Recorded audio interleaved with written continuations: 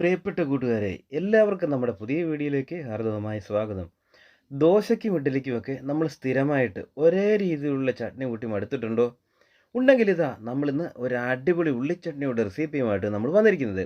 നമ്മുടെ വീഡിയോ ഇഷ്ടമായാൽ ഒന്ന് ലൈക്ക് ചെയ്യാൻ മറക്കരുത്. ആദ്യമായിട്ട് നമ്മുടെ ചാനൽ കാണുന്ന കൂട്ടുകാർ ചാനലൊന്ന് സബ്സ്ക്രൈബ് ചെയ്യാൻ കൂടി മറക്കരുത്. എന്നാൽ നമുക്ക് അധികം താമസിയാതെ തന്നെ നേരെ വീഡിയോയിലേക്ക് പോകാം. ഉള്ളിച്ചട്നി ഉണ്ടാക്കാനായിട്ട് ഒരു 50 ഗ്രാം കൊച്ചുള്ളി എടുത്തിട്ടുണ്ട്. ഒരു സവാള അരിഞ്ഞു വെച്ചിട്ടുണ്ട്. ഒരു 5 കഷ്ണം വെളുത്തുള്ളി, ഒരു 4-5 തണ്ട് കറിവേപ്പില, ഒരു ചെറിയ നെല്ലിക്ക വലിപ്പത്തിൽ വാളംപുളി എടുത്തിട്ടുണ്ട്, ഒരു സ്പൂൺ ഉഴുന്നുപരിപ്പ്, ഒരു 1/2 കപ്പ് തേങ്ങ തിരുമിയത്, പിരിയമുളക് ഒരു 6 എണ്ണം.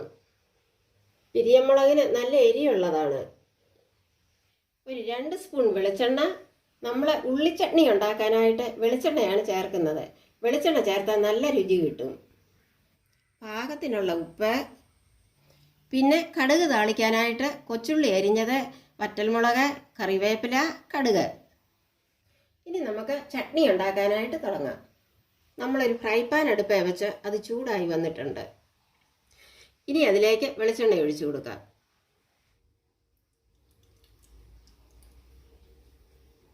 എണ്ണ ചൂടായി വന്നിട്ടുണ്ട്. ഇനി ഇതിലേക്ക് ഒരു സ്പൂൺ ഉഴുന്നുപരിപ്പ് ഇട്ട് കൊടുക്കുക.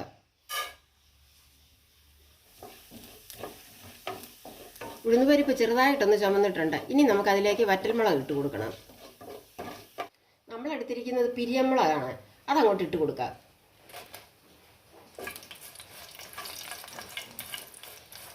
മുളകൊന്ന് മൂത്ത് വന്നിട്ടുണ്ട്. ഇനി നമുക്കിത് വേറൊരു പാത്രത്തിലേക്ക് മാറ്റാം.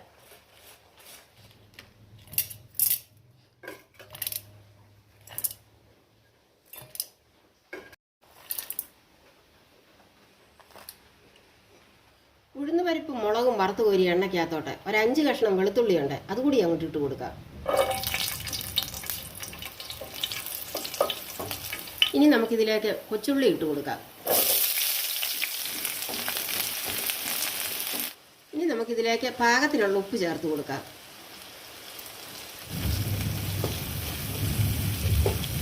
ഇനി നമുക്കിതിലേക്ക് അരിഞ്ഞു വെച്ചിരിക്കുന്ന സവാള കൂടി ചേർത്ത് കൊടുക്കാം. സവാളയും കൊച്ചുള്ളിയും കൂടെ ചേരുമ്പോഴാണ് നമ്മുടെ ചട്നിക്ക് നല്ല രുചി കിട്ടുന്നത്. ഉപ്പ് ചേർത്ത് കൊടുത്തത് കൊണ്ട് നമ്മുടെ സവാളയും കൊച്ചുള്ളിയും പെട്ടെന്ന് വഴന്ന് കിട്ടും. ഇനി നമുക്കിതിലേക്ക് കുറച്ച് കറിവേപ്പില ഇട്ട് കൊടുക്കാം.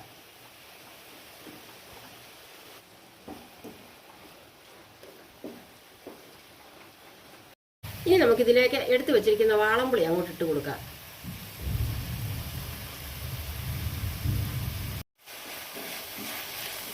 പുളിയും സവാളയും കൊച്ചുള്ളിയും എല്ലാം കൂടെ നമുക്കൊരു 2 മിനിറ്റ് ഒന്ന് വഴറ്റിയെടുക്കാം. 2 മിനിറ്റ് സമയം കഴിഞ്ഞു. ഉള്ളിയും സവാളയൊക്കെ നല്ലതുപോലെ വഴന്നു വന്നിട്ടുണ്ട്. ഇനി നമുക്കിതിലേക്ക് ഒരു 1/2 കപ്പ് തേങ്ങ തിരുമ്മി അതങ്ങോട്ട് ഇട്ട് കൊടുക്കാം. തേങ്ങ ചെറുതായിട്ടൊന്ന് വഴറ്റിയാൽ മതി, ഒരുപാട് വഴറ്റിയെടുക്കേണ്ട കാര്യമില്ല. ഇനി നമുക്ക് സ്റ്റൗ ഓഫ് ചെയ്യുക. ചെറുതായിട്ടൊന്ന് തണുത്ത് വന്നതിന് ശേഷം വേണം നമുക്കിത് അരച്ചെടുക്കാൻ. ഇനി നമ്മൾ നേരത്തെ വറുത്ത് വെച്ച ഉഴുന്നും മുളകും കൂടെ നമുക്കൊന്ന് പൊടിച്ചെടുക്കാം.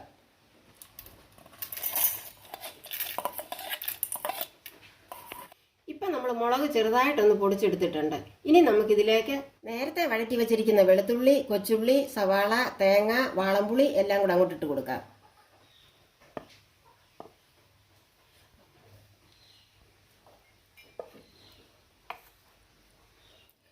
നമുക്കിനി ഇത് കുറച്ച് വെള്ളം ചേർത്ത് നല്ലതുപോലെ നരച്ചെടുക്കാം.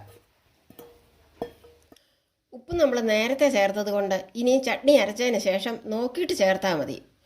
അതുകൊണ്ട് ഇപ്പം നമ്മൾ വീണ്ടും ഉപ്പ് ചേർക്കുന്നില്ല. ഇനി ഒരു 1/2 കപ്പ് വെള്ളം കൂടെ ചേർത്ത് നമുക്കിതൊന്ന് അരച്ചെടുക്കാം. ചട്നി ചെറുതായിട്ടൊന്ന് അരച്ചെടുത്തിട്ടുണ്ട്. കുറച്ച് വെള്ളം കൂടെ ഒഴിച്ച് നല്ലതുപോലെ ഒന്നുകൂടെ ഒന്ന് അരച്ചെടുക്കാം. ചട്നി നല്ലതായിട്ട് അരച്ച് കൊണ്ടുവന്നിട്ടുണ്ട്. ഉപ്പൊന്നും രണ്ടാമത് ചേർക്കേണ്ടി വന്നിട്ടില്ല, എല്ലാം പാകത്തിനുണ്ട്. ഇനി നമുക്കിതിനെ കടുക് താളിച്ചെടുക്കണം. കടുക് താളിക്കാനായിട്ട് നമ്മൾ കൊച്ചുള്ളി അരിഞ്ഞതും വറ്റൽമുളകും കടുകും കറിവേപ്പിലയും പുളി മുളകും എല്ലാം നല്ലതായിട്ട് മൂത്ത് വന്നിട്ടുണ്ട്. ഇനി നമുക്കിത് ചട്നിക്കകത്തോട്ട് ഒഴിച്ചു കൊടുക്കാം. നമ്മുടെ അടിപൊളി ഉള്ളിച്ചട്നി റെഡി ആയിട്ടുണ്ട്. എല്ലാവരും വീട്ടിലൊന്ന് ചെയ്ത് നോക്കിയിട്ട് അഭിപ്രായം പറയണം.